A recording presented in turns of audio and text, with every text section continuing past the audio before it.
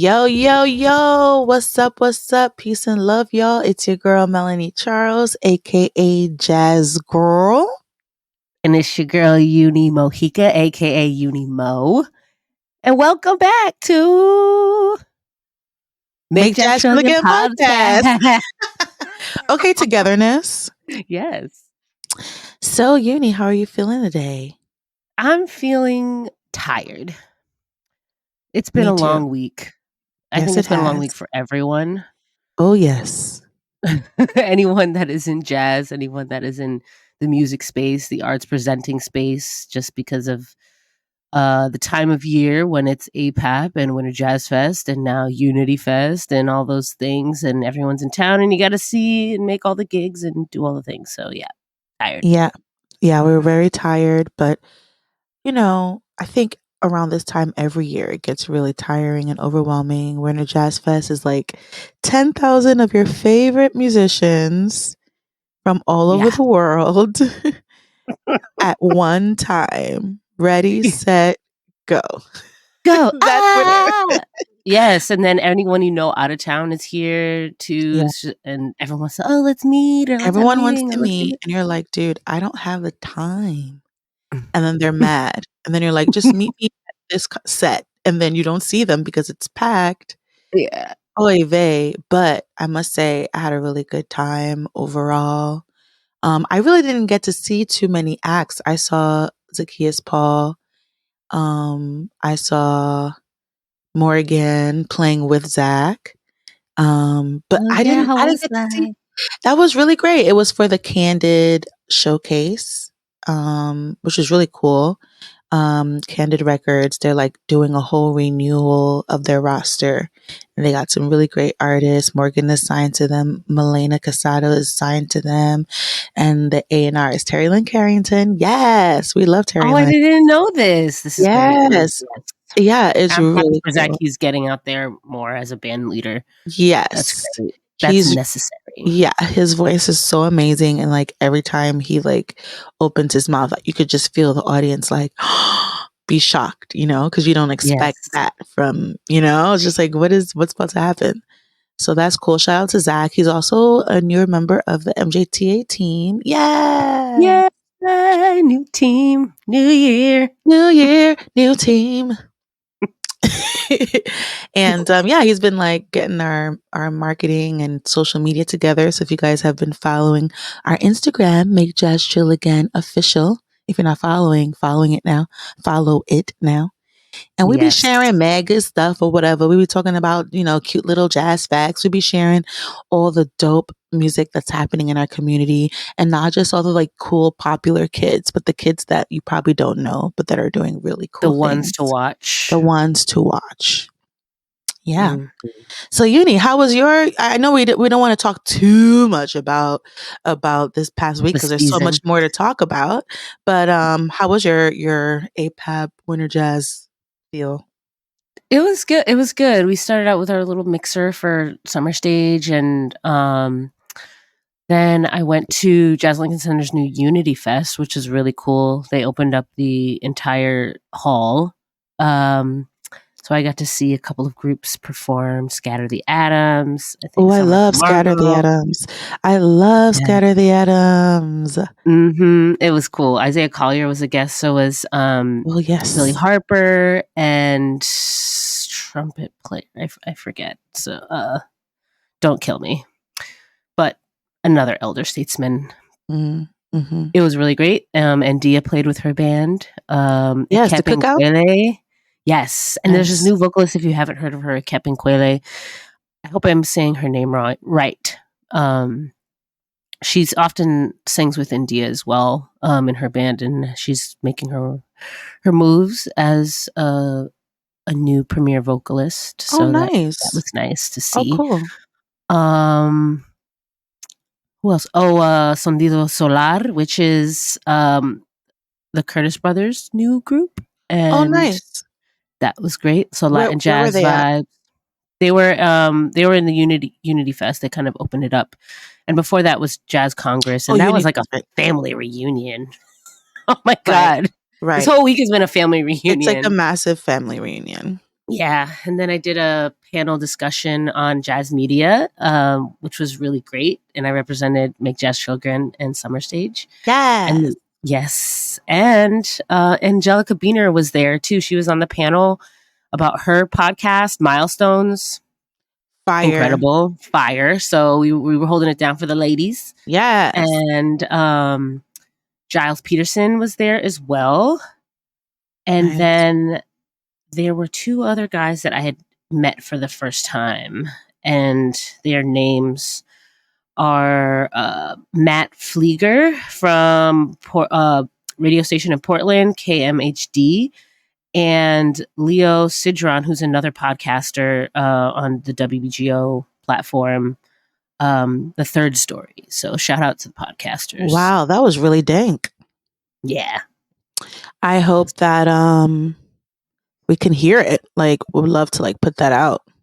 Yes, that's the goal. We'll see if all agree. Yeah, that'd be awesome. Yeah. I have to say, shout out to Mark DeClivelo and Shigeto. We also played together at Winter Jazz Fest at Superior Ingredients. It was a packed room. I was very, very, very surprised. And I'm not. You always bring people out. I What, don't know, girl? You know, I'm always like, is one person gonna come? At least if one person comes, that's okay for me. I'm always shocked when there's people. But yeah, like it was so crazy. We barely even got to talk through our set list. We just showed up and played, and it was fun because we've been doing that so much. We're like locked in, you know. It's like an unspoken communication that we have. So that was cool. Shout out to them. yes. But moving on, I do got to shout out Sonic Messengers too. Yes, Public Records. Shout out. We started our new residency, so keep an eye out on that for 2024. Nice. We were locked. You said locked in. We showed up. We had a great sound check, so we locked in from top to bottom, and it was amazing. Chanel Johns, Ace Mo, GBD. Oh, the original gangsters. The super group. The 18. The 18. I love that. Yeah, we tried to pull up, and listen, when I tell you my feet was swollen, child, from being on my feet all day, we literally drove up to Public Records, and we all were like, we can't do it. I'm tired. Then I realized we should have called you out to like come say hi at least, but we were. I wouldn't have been able to do that. I was in it. You was blowing that horn. Zach found some videos online of you from that night, and I was like, damn, messed up. So anyway, we're gonna come to the next one. You know, it's all good. You were just saying like, oh, people be mad that like the link doesn't happen. I don't think anyone's really mad because everybody knows that it takes a lot of effort. Well, that's why I love you, Yunie, to do all the things. You're very patient and understanding in that way. Some people, they be getting offended. It's like, bruh, I'm busy, bruh, there's mad stuff going on. I'll see you next time. I still love you. You know? Yes, just tell me when the next one is. That's why you just got to keep telling people, even if they don't come to the invitation. 2024, let's all give our friends space if they cannot come to the things and have faith that they love us and nothing has changed. Okay? That's our new goal for 2024, guys. Amen. Yes. Period. Talking about space, we got to keep no, it's not funny. Jonathan Major's meme that I sent you of him walking with Coretta Scott King. Oh my God. The internets be interneting. I mean, that's funny. Why was his hoodie tucked into his pants though? I think he's trying to do his own thing. Like he's like, you know, I'm on this type of time. I'm not mad, Jonathan Majors. But, you know, I don't know if anyone's been following any of our listeners. I wonder, like, what kind of stuff you guys are listening to. Comment on our gram and let us know. Do you follow up on pop culture? Are you interested in pop culture commentary from us? But yeah, Jonathan Majors, wonderful actor that got into some trouble a few weeks ago. And I think when we were planning on talking about this, he had just gone through with his court case and he was found guilty for some things and not guilty of others. I don't really have all the details in front of me, but it's making me wonder, how do we feel about the personality versus the art? How important is people's transgressions, their flaws, how does that affect how we interact with the art that they do? Yeah, personally, I feel like it's case by case and person to person, because sometimes some situations can be triggering for somebody. They've gone through a similar experience, so they can't. If the thing, if the flaw directly has impacted their life circumstantially, then I can understand that person being like, I can't because I don't align with said flaw, you know. And for some people it might be different, so they're able to set aside certain things because they're so deeply connected to their art form and their output that it's something that they're willing to maybe it's forgive, or maybe to overlook, or maybe to understand that humans are flawed and we all fall short. So I think it's a sliding scale, and it's person to person and preference to preference. In this case in particular, it's like really sad and hard to see, because I hate when I see Black men fall. Like it's like it constantly happens. They constantly get attacked, and when it happens, it's just like, damn, another one, because we're not equal in society. We're like fighting 10 times harder. So when someone at the top just falls, it's just like, damn. Well, it makes me think about that episode that we did with Raynell. We're talking about like ethics of like an organization and stuff. Because when I was asking the question, I was also really thinking about like employees and like how he's like lost some employers and how he's lost so much work. And like, it's tough because I think that what we would like to think that these brands and companies and film houses, our ethics are why they are not giving or like fired him from his work. You know what I'm saying? We would like to think that it's because of ethics and not just because they just don't want to be involved with a flawed human being. You know? Right. But then there's also like, if you're toxic and you mess up, then that person does need to be removed.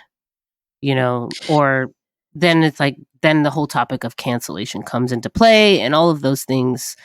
And yeah, you're right. That the conversation we had with Raynell is like, does your output reflect who you say you are? You know? I mean, we all have work to do and we all need to be better, but the truth is everyone's horrible. And before the internet, people were doing crazy things and we just didn't know, you know? So now that we know, it's like, but maybe it's a blessing. Right. And then there's accountability too. There's accountability now. There's more accountability. So I guess that's the Libra in me is like, yeah, it's tough. It's tough. But we pray that Jonathan Majors gets the healing that he needs. Everyone involved gets the healing that they need, and that he can come back and do what he does best. So that's my hope. Yeah. That was upsetting. That was upsetting. Well, we just came off of the legs of some really fun stuff in basketball. Are we ready for Yunie's Sports Minute? Quick minute, because I'm not an expert. I'm a fan, and I'm also a newbie too at the same time. So, but yes, I do follow the NBA, and I love basketball, and I'm a Knicks fan, and I'm also rocking. Y'all can't see me, but I'm wearing my WNBA hoodie. So I love it. And okay, so basketball season started in October, as it usually does, and the NBA brought in a new ploy. I hate to use the word ploy, but I'm using the word ploy. In-season tournament, which was a tournament that they placed in the beginning of the season to engage players and fans collectively. Fans got to see the players like work a little bit harder, play a little bit harder, play with more passion, and the players were fighting for the title of the tournament, and also there's money. There was money prize attached to it. So if you won the tournament, you got a check. We love a money prize. Yeah, so there's incentive, because a lot of times in the beginning of the season, you might see the star players like sitting out more, like there isn't as much like passion behind and fire. behind trying to win. You usually see the better half of basketball after the All-Star break, which is coming up soon. Okay. So after All-Star break, then that's when people start getting down and dirty. And a lot of times at the beginning of the season, they might not do that because they want to not get injured right away, and they want to save their star players a little bit more, but they also are like trying to build their stats. So I think we might see at the end of the season player stats being higher than usual in terms of shooting and rebounding and things like that, because they went harder in the beginning. And yeah, I think it was successful, and I'm excited to see like the end result at the end of the season. And then trading has been happening. I'm a Knicks fan. 2 players on the Knicks got traded: RJ Barrett and Emmanuel Quickly. Which RJ Barrett started out as Knick as a rookie. He was like a pride. He was part of the family, so a lot of people were really sad to see him go. And Emmanuel Quickly has just been such a great guard, and so seeing them depart was really hard for a lot of Knicks fans. Who are they going to play with now? Now they're on the Raptors, which is RJ Barrett's from Canada, so hometown for him. Okay, but it was a very quick healing process, because as soon as we ended up getting OG Anunoby, hope I'm saying his last name right, and as soon as he got on the team, they had a winning streak of like 4 or 5 games. And they look totally different. Everybody's playing even better now. Wow. So we have Knicks fans happy. Okay, hello. Sometimes new energy is really important. Same, especially even in music too. Yunie, I love comparing basketball to jazz. That's like my thing. Yeah. And I see so many parallels. And sometimes we get used to a certain combination of musicians or a certain combination of players, but sometimes just one little fresh piece of energy can really change up the whole vibe. So shout out to band. Yeah, you don't know what's happening behind the scenes, like in rehearsals or in this case, practice or locker room energy or whatever. That a couple pieces move around, and then all of a sudden the band is on fire. Yep. I love that. Yes.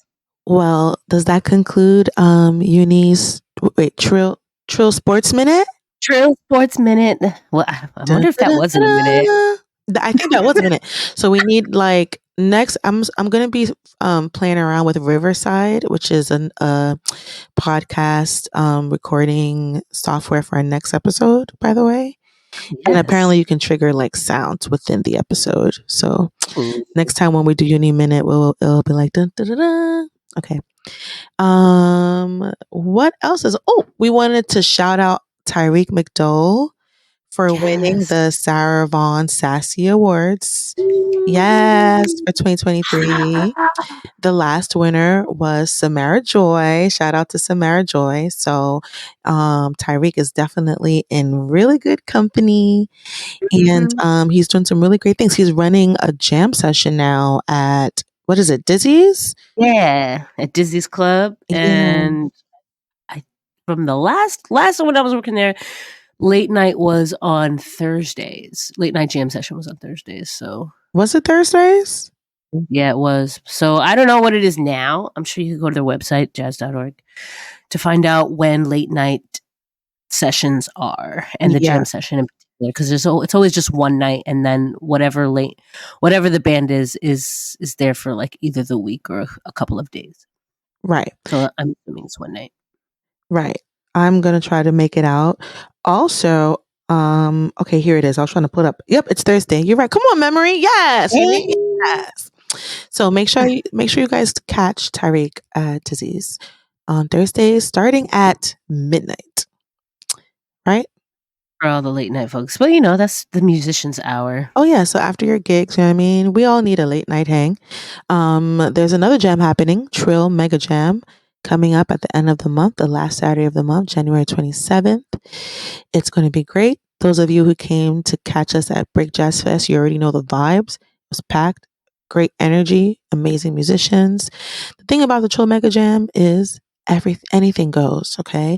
If you want to tip, if you want to play a ballad, if you want to loop, if you want to sample, if you want to play with the DJ, it's okay. This is where all ideas come to live and thrive. So make sure you guys save the date. It's going to be at Williamsburg Music Center, Saturday, January 27th. Creation, connection, and elevation. That's Oh, all we yes. want at the next jam. Yes, that's all we want. Yunie, what have you been listening to? I'm so curious what you've been listening to. What's been on your Spotify? What's my Trill tracks? What's your Trill tracks? Well, I've been like preparing for a gig that I have coming up in February. Okay. Plug. Nice. February 28th on a Wednesday at 333 Lounge, which our brother Jonathan Michelle has been curating on Flatbush in Brooklyn. I went right near last week. Center. It was amazing. It felt like old Brooklyn, like good energy, freshness, excitement. A lot of musicians and a lot of non-musicians. I love that when like normal people come. Yes, me too, because I don't like playing in a group of music. I don't want to play for a room full of musicians. It feels like a recital, and I don't want to do a recital. I'm feeling judged. Like you're not listening to my message. You're listening to every single note dissecting. At least that's what's going on in my mind, That's the narrative in my head, at least. Well, I want to talk more about jam session culture a little bit, but I want you to talk more about what's been on your Spotify. Oh, yes. You're preparing for your gig in February and trying to get inspo, so I'm pulling from all types of things. Mm-hmm. But my Trill track is the song's called Solid Plan. Okay. Solid Plan by the rapper hip hop artist Larry June, and Action Bronson is on the track, and it is produced by The Alchemist. Oh, dope! And it's dope. It's got like a nice it's got the jazz in the background for sure. But I'd say the jazz sound would be like 70s psychedelic acid jazz. Ooh, okay. Yeah, I might pull that up on my. Let me save that. Yeah, that track but that overall album. So that's what. And then I've been listening to some Sade lately. Nice. Yeah, I've and we all know her classics and everything, but she has so many other songs that are beautifully shaped and like not your typical song form. Yeah. That I'm realizing. Yes. When I listen to her, but and the way her voice isn't like in your face either. So yeah. And I've been really trying to learn a lot from her. And then the internet. That's what I've been listening to. Oh yeah, nice. Okay. Yes. Girl. Boom, boom, boom, boom, boom, boom. That bass line. So good. Yes. Yo, the internet. Yeah, they're great. They're in your ears and you don't even realize. Like, yeah. Members of that band had a lot to do with Beyonce's Renaissance album. So just leave that right there. Okay. BTW. Well, that's so funny. I've been listening to a lot of Sade too. That's crazy. I don't know, maybe because it's cold outside and you want to get warm and cozy with Sade. And yes, it's interesting you talk about arrangement because I too was noticed more about the arrangements this lately than I have in the past. It's really cool how music hits us at different moments in our lives, as we get older, as we're in love, when we're out of love, like just different things make sense. And I was thinking, wow, like which one is it? Surely you want me back. Which one's that? Oh, I don't know that one. Wait, sing more lyrics. That's the bridge. That's also good. That's how you know I'm a nerd. Like I don't remember the first verse. I remember the bridge. Like what is it a crime? Is it Yes. I was like, yo, this is a tune. Like, Listen. it's like a standard. And then like there's a section like where they go into the swing. And I was thinking, there's no kick drum. That's why like the swing in this context isn't annoying or corny. Cause you know, It's subtle. it's subtle. Cause when you go suddenly to like a swing, sometimes it's like, okay, bro, like, okay. It's like too much like pow. Right. Sometimes I want that sometimes, but you know? sometimes. But they just had the upper elements of the swing feeling. And then it was just like, okay, so you still had the bounce of like the rest of the track under there. So yeah, I'm producing my album right now. I'm trying to, get it done. So I too am in a place of seeking inspiration. But normally I don't like to listen to other things while I'm working on an album because I don't want any like influences and I want to make sure that I really have my own voice. But I feel like at this point I do have my own voice and now I'm interested in expanding and like developing even more language by what my peers and other people are saying. So it's an interesting place to be in. I've also been listening to Omar. Are you hip to Omar Laifouk? Oh no. Yeah, he's one of my favorite musicians of all time. He there's an interview of Stevie Wonder saying that when he gets older he wants to be like Omar Laifouk. Omar was like really big in like the late 90s, early 2000s, but like has always been big in like the dance house world. Oh my God. I saw him live last year. For not knowing who that is. It's okay. There's so much happening. He's a UK guy. So, UK people, you sometimes you don't catch it. We don't catch that sometimes. But yeah, been listening to some Omar. I recommend you guys listen to him. And I'm not embarrassed to say that I've been listening to Pink Panthers on repeat. Oh wait, what's her song The boy's a liar. The boy's a liar. He doesn't see ya. I love that song. That melody right there is why I like that song. It's a gorgeous melody. It is. And I didn't know what she was saying. I said the whole time I would know. be like, "There's a Liam." I thought she was saying I didn't know what she was saying either. And then I was like, one day I was like, let me Google it. And now I'm obsessed and I'm learning what's her name's rap. Like I almost got the rap down perfect. Ice Spice. I'm like, yo, I need to write a song like this. Good enough.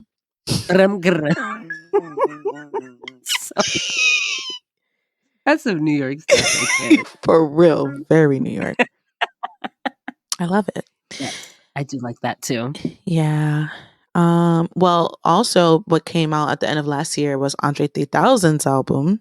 Mm-hmm. Are we still talking about that or are the streets over it? Like where I feel like the first week it came out, everybody was like, oh my God. And now people are like, yes. He should have rapped. All the hip hop heads were like, either they were like, what is this? Or I heard a couple different opinions. Like I heard a Jada Kiss comment on it. And that was really interesting how he understands that, sometimes the shits gets old. Yeah. And he's just seeking inspiration and just going with where he was. And that he at his age, he felt like he didn't have anything to say or get off his chest. But Jadakiss was like, it's the same age. And he was like, I still got a lot to say and I still got a lot to get off my chest. So there's that. And some people respect it as an artist because at the end of the day, he, as a rapper, he satisfied all of our, our stomachs. Mm-hmm, mm-hmm, mm-hmm. So there's some people that feel like that, like, who cares? He's an artist. He can do whatever he wants. Absolutely. Like, he doesn't owe anything to anybody. He doesn't. And then there's the, some purists, like we have hip hop police as we have jazz police. So yes, we do. Yes, we do. So some people wasn't rocking with it, but then the musicians, people like us, like personally, I rock with it. I love that he's straddled different genres and picked up an instrument as well. Like that's dope. Yeah, I think what are your takes? I think it's really cool. I think that the seriousness of jazz, like the birth of jazz school has really killed a lot of our spirits, our hearts, the way we interact with Black American music. Mm-hmm. And it makes me really sad, you know? I have a lot of musician friends that were like, people have been recording avant-garde flute and free flute albums just because it's Andre 3000. Now everybody wanna, like people have come there, or he don't really play flute. He don't even know what he's doing. He shouldn't be like, and it's Mm. like, wow, like this is art. Like, who are we? And they're saying like, oh, just because he's Andre 3000, he's gonna get all the Yeah, listens he's and gonna and get and steal away from other people, which is like to me that's absolutely ridiculous. He's a whole person. He could do whatever he wants, just like you could do whatever you want. I mean, he's an artist, and that's You the know? thing. It's like, when did we ruin art so bad that people feel like they have even the authority to articulate when someone should make art, or Mm, who's qualified to make art? It's kind of crazy when you think it about is it. crazy. And It is like, crazy. only in jazz do people do that. And like visual art or whatever, like you do you just do your shit. You do your thing and like whatever. I think jazz is the only one where people feel like you have to have like some kind of like Credentials. credentials. Give me a break. That's the stuff that's the stuff that bothers us. Yeah. And he has been on this journey for a while, actually. So it didn't really surprise me that he took this pivot, because but even way before the pandemic, a couple of years ago, he was in Michiko's practicing with a bass clarinet. Man, So like, what are you like? people caught that. He's Practicing. been practicing all over the place in all kinds of parks, trying to get inspiration. People have spotted him many times. There are receipts that the man have been working on the flute. Secondly, the man is a multi-instrument. He explores instruments. Like, I remember hearing mad random albums and realizing that's him on guitar or that's him on this thing. Like, that's his thing. He likes to explore, and And he did my favorite things on Love Below. So right. he's been on this jazz tip He's for a been on long this. time. He's been So exploring, and it's inspiring me to like go back to that place. I feel like I've lost that exploring. I remember like when I didn't know a piece of gear, like when I didn't understand the SPs as much, is when I made my favorite project, The Girl with the Green Shoes. Why? Because I wasn't going into it like, yes, I know this, I'm gonna make it do this, I'm gonna make it do that. I was exploring and traveling with the piece. So shout out to Andre 3000 for yet again inspiring many of us. amen. Color Purple. Did you see it yet? I saw it last night. Yes. I've heard several takes. Some people was not fucking with it. It's What did you think? so good. I loved it. loved it. I was crying like a baby. I was crying. I cried on I'm Here because like that song is just like the most beautiful song. The last one that Fantasia does. Fantasia. Yes, that. Yes. I mean, from there onward, it was just like, by the time we got to the last scene, I was like, can y'all stop? Because I don't oh want my God. to cry anymore. I was waiting for her African son to say "mama," but he didn't say it. The girl said it though, so that was cool. Like, shout out to those of us who like were waiting for all the things from the first Color Purple, because I definitely was brushed up. Oh my God. Yeah, it was like, yeah, and we're like, there it is. Or when Celie was like, before you do right by me, everything you touch. Like, she did the finger curl, and I was like, yo, Fantasia. Yes. Oh, I loved it. I thought it was amazing. And I'm glad I didn't know it was a musical until like, I think a little bit prior to I went. So I was like, oh, it's the musical. It's not a remake. And that piece you have to understand before you even get there. Because if you don't expect that, you're going to be like, what the hell's going on? And you're going to look at it, watch it with judging eyes. Instead, like, know that it's a musical and the music is incredible. The music is incredible. I like the producer in me was like, okay, wow, they recorded this really well. Like, the music production is great. The arranging, I feel like they really honored the original arrangements while updating them in a really tasty way. Did you see it? Because you saw it on Broadway? Did you see it on Broadway? Did I ever see? I never saw it on Broadway. I don't know. Well, I think I'd listened to the album many times. I've like sung a couple of songs from the musical to audition back when I was doing musical theater stuff. Oh, wow. Yeah. Oh, I didn't know. Okay. Yeah, Wow. girl. Yeah. So I have a very close relationship with the music of it, you know? Yes. So yeah, Who did you go see it with? I went with Zach. Zach? I Yeah. went with Raynell. Oh, Raynell. How did she feel? Yeah. She loved it? She loved it. I looked at her, we were both crying like, girl. It was really a tearjerker. But you know me, you know the messy in me, the researcher in me was like, let me understand why things are the way they are. First of all, the Color Purple is not showing in all theaters. I don't know if you noticed that. No. It's not. It was very difficult to find theaters that were showing it.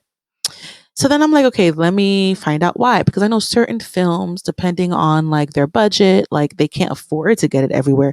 Did you know that a movie theater and a film and like the film house have to have a door split? Well, that makes sense. Bruh, I That did makes not sense. know that, bruh. Yeah, because that's how they make their money off of. Yeah, because it's ticket sales. Yeah, that's That why. Like, oh, this broke box office, and this movie made said $1 million. right. You know, It so of course, yeah. never occurred to me that okay, a door. It seems so like I know. like music, It's like a gig. I'm like, oh, so it's a gig for y'all, like me. oh yeah, yeah. I mean, like, there's also door deals with like MSG. Right. You get a flat rate, and then you get, you Right. know, Right. So whatever. that was But interesting. it sounds that's so funny. That is funny. You know what I mean? I was like, what? 50-50? Not 80. No. But so that was interesting. And apparently they were saying that like The Color Purple is viewed as a limited basically it's a Black movie that's drawing Black audiences, and that the numbers are already not expected to do that well because it's sort of like niched in a way that I didn't realize. I mean, that's kind of true, and I didn't think of that in relation to how the movie would do.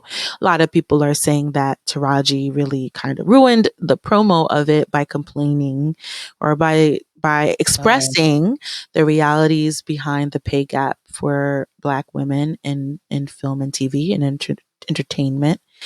I would think that it would at least get our people out to go and check it out even more. Well, that's what I think. That's also, so all the stuff that I'm talking about is all in this New York Times article that came out. And they predicted that after all of this press, however, that finally the numbers will go up, because in the first week, I think it cost them 55 mil to make the movie. And in the first week, they only made 7 mil. So I was like, wow. okay, so they barely broke even, but they're expected to catch up soon. But I say that all this to say that yesterday it was packed with Black people. It was like not that many seats available. So I was like, aha, it's true what they say. There's no such thing as bad press. And if you're listening to this, go watch The Color Purple. Go watch The Color Purple and see if Taraji was right, and see if you can understand even more what Taraji was talking about. Yeah, that was such an interesting point. I had seen the movie before that had bubbled up, and it was interesting to see the reactions from like Vivica Fox responded quickly, like on the street with like paparazzi coming at her. Do we still call it paparazzi? I don't know. And then Oprah had a response too. Well, Vivica Fox's response was like, "Well, I'm good. To each his own." Da da da da, which was like kind of unfortunate in my mind. Like let's come together and support. Be like, or like I guess that's her truth though. So I don't know. And then Oprah disagreed, and she's Oprah said, "Why am I like this?" She said, "Why is my name in this conversation?" Yeah, because she was like, "Oh, Warner Brothers manages the budget, and you and your team are responsible for negotiating your fee. And she was like, I did whatever I can. Like when things came to me, I did what I could to change things around and make sure everyone was happy and everyone was good and everything like that. So I don't like her answer. I thought it was that was I thought it was I thought she was gaslighting. I don't like that. Because Oprah, you have all the power, ma'am. You are the first name listed as a producer, which means that you have probably have the most power of production. You were involved in the original. It's like your name is all over the thing. You all up in the music videos like Diddy. You all in the promo run. Okay, girl, you have so much power to say why am I. And the thing is, if that was her truth, she should be saying that. She should be having a conversation with Taraji, not in public, because that looks bad. It looks like we're not united. It's just Exactly. not that. That was just not it.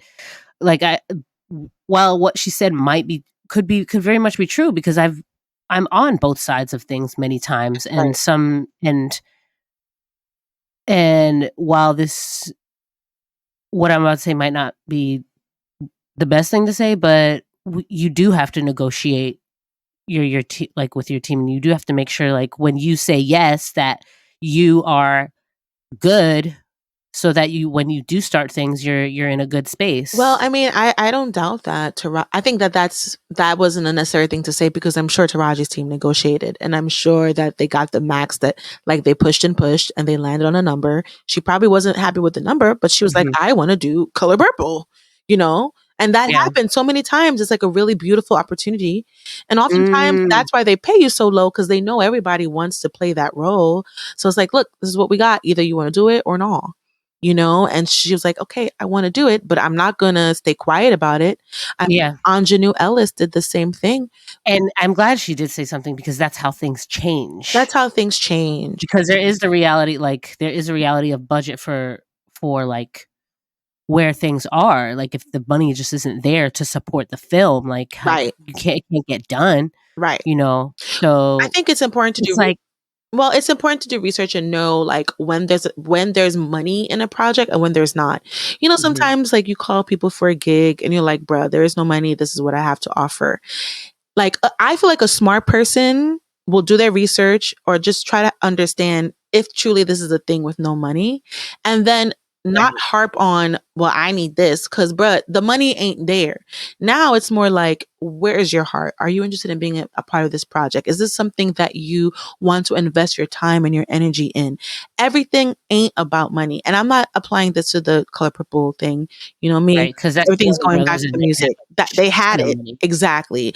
I'm talking about like gigs, like musicians, and like also knowing when there is money somewhere. Like if someone calls you for a gig, they might have a crazy budget. They might be connected to something, and because you didn't even look, you didn't even think to Google who it is or see what's going on or even ask the right questions, you end up lowballing yourself, and then you on the gig mad because you found out that the person next to you got paid 2 times more than you got paid. Exactly. So it's important to know. And that's if anyone wants to help make that change, and you're not a musician, you're not an actor, you're not you're not a producer, and you don't have a say, you have to show up. You have, because that at the end of the day, like you have to show up to your favorite artist's gigs, because the venue is looking at how many people are showing up to this. Is this successful? And then I'm going to pay you more.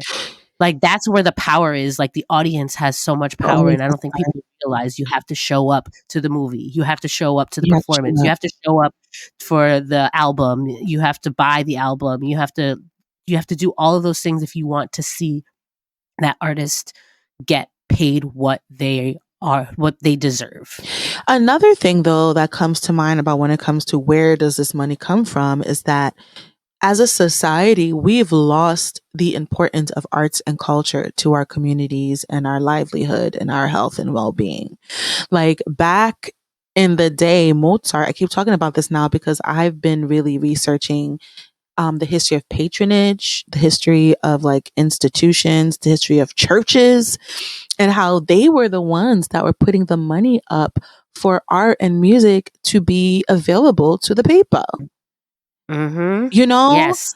Now that ain't the case. That's not really a thing anymore. And now we're looking at venues at like the audience to like put this art up, and really the responsibility are these spaces. And I feel like I always critique the institution, like F the institution, the jazz institution, the jazz school institution. But actually the problem isn't the institution. The problem is the people that are running the institutions.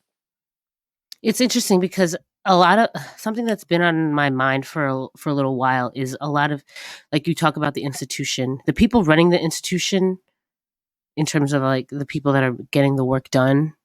There's that, but that's when you have to look at who's on the board, right, and who are the funders.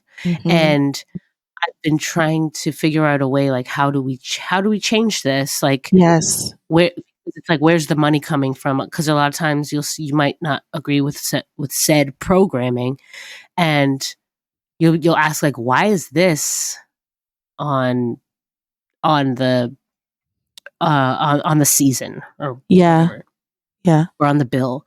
And not all the time, but sometimes it's because a board member or donor needs to be pleased. So yes, if that's that's a piece of the pie, because the audience, they're also thinking about the audience. But that one piece that we're looking at, that means where the money is coming from has to be a Black person. That's how it changes. And as Black wealth grows, that the people that have Black wealth need to be in those positions. Yeah. And I don't see them. And if they're there, you don't see them often. So, because it's like, oh, we have to do this because we have to make sure the board is happy, or make sure the donor is happy, or make sure the grant, like, it follows grant guidelines. So, like, that is where it actually really needs to change in terms of the arts in particular, and nonprofits. Well, I mean, I agree. I think that Black money needs to be in the game, but I don't think that it should have to be Black money for those things to change. Because someone who has the mindset, someone who has the mindset, and even like maybe because, okay, I'm on Meredith Monk's board, right? She's like a very important avant-garde musician, created her own musical language, was awarded like Nobel Peace Prize. She was awarded the Obama President Award. She's incredible. She's getting old, and like we're basically just sustaining, like creating an infrastructure to support her for her the many years that she has left on this earth, as well as preserving her legacy. And yes, there are people. I'm not one of the people on the board that got money. Okay, I'm on the board because of my ideas, decisions. Yes. So that's the thing. That's another thing. Like, okay, maybe there isn't Black money, but there are Black voices on the board, and that really matters. And then also, like, whoever is running the board may also not be a money person, but they're going back to what Yunie was talking about, their ethics and their job, I imagine, is to create an environment where the decisions that are made and where the money is going is ethical, is progressive, is diverse, is current, is present, is listening to what the people are needing. But and it sticks to the mission. And it sticks to the mission. But a lot of these people ain't got no mission. They just want to make money. That's their mission. Well, if you're on a board, you're supposed to be part of the mission of said institution.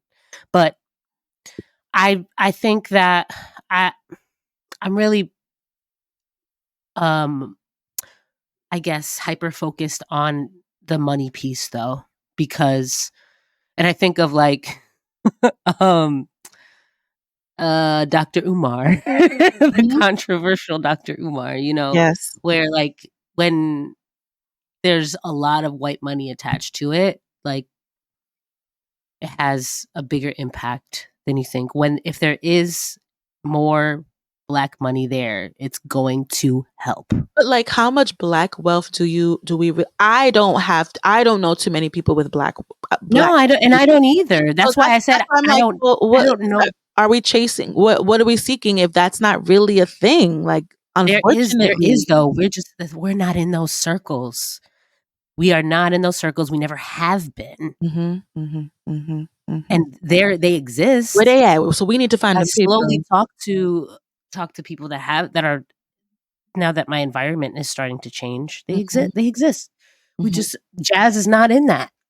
And it hasn't been, and that's the point that I'm trying to make. I don't know. Jazz is not in there. Jazz is in that, but it's only for it was, but it's mostly white money. But it's like it's a 1% that Jazz is still in that. Like that, they're actually operating in a whole different like price bracket than the average jazz musician. I think it's just like the gate, like Cat Williams have been talking about, like the gatekeeping has gotten a little bit more tight. But like when you think about like Gregory Porter or like Bublé, or I mean, given that Bublé is a white musician, but like there are a certain number of people that are making that they dealing with. Yeah, I know, but it's so small. It's so small, and that I'm pushing this narrative because it's too small. Yunie said we need to get our money up. Yunie said, "Black folk, let's get our money up." Period. Get your money up. Yes. I'm waiting for mine in the mail. What are you reading, Yunie? You want to share with our listeners? Yes, I'm reading a book called "I Will Teach You to Be Rich," and you may laugh when you hear that, be like, "Haha, this is BS." Da, da, da. But no, it actually like helps you to.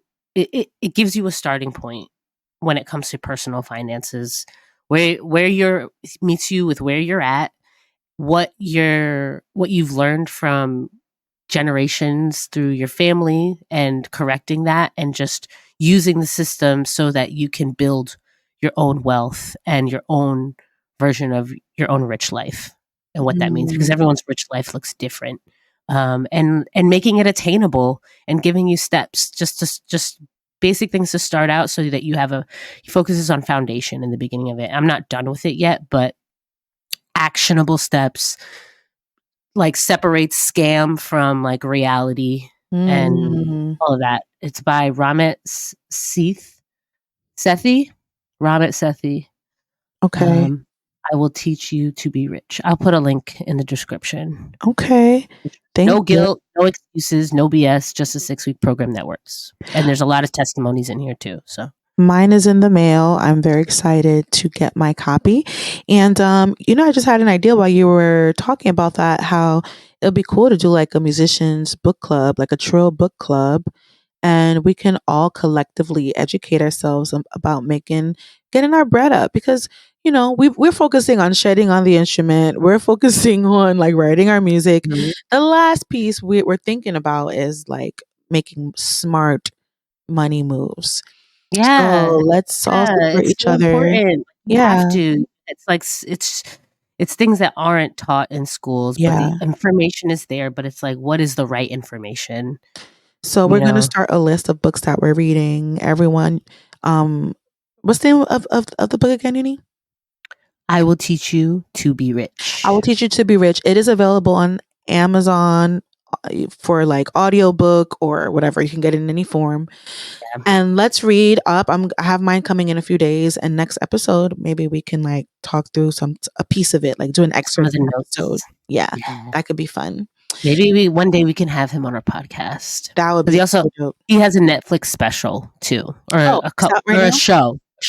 Okay. I don't remember what the show is called, but he basically gets a lot. The show is a premise where he actually puts these concepts into reality, and he works with people. And to help them. I think I've seen that. It's like one season. Is it like 7 episodes and like different people each episode that he's like helping them whatever financial thing? Mm-hmm. Yes, he is really good, and I remember feeling like I took away some things already from that. Mm-hmm. Okay, word up. You can apply all of those. This is like a little financial Bible for you. Yeah, I'm excited to get my hands on that. Well, I think that comes time for us to conclude our first episode for our second season of the Jazz Trill Again podcast. Thank you so much, you guys, for listening. It's been about a year now? 2 years now? I feel like time has passed. It's been 2 years now, and I ran into one of our listeners from Portland at the panel, and people like us, I guess. We just have to be a little more consistent. We're And working on being more we're working. consistent for you guys, and we thank you for your patience. We thank you for checking it out. And let us know what you want from us. Like, let us know if there's certain things that you would like us to lean into. Uni and I think that we should do more episodes like this where we're just chatting with each other and shooting the breeze. Let us know how you feel about that. But of course, we're going to have some of our favorite people joining us this season. We're cooking up a special episode with Corinne Bailey Ray. Stay tuned for that.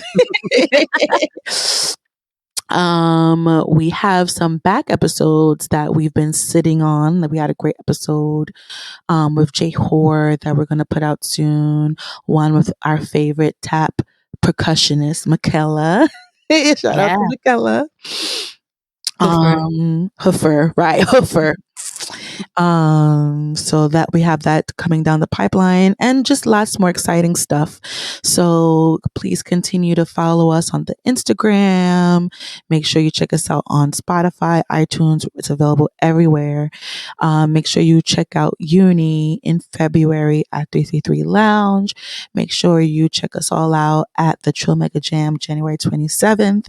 And just make sure, you continue to be good people filled with compassion and patience and kindness and love, and get your bread up. Okay. We're trying to make that jazz money. You already know. Yes. Period.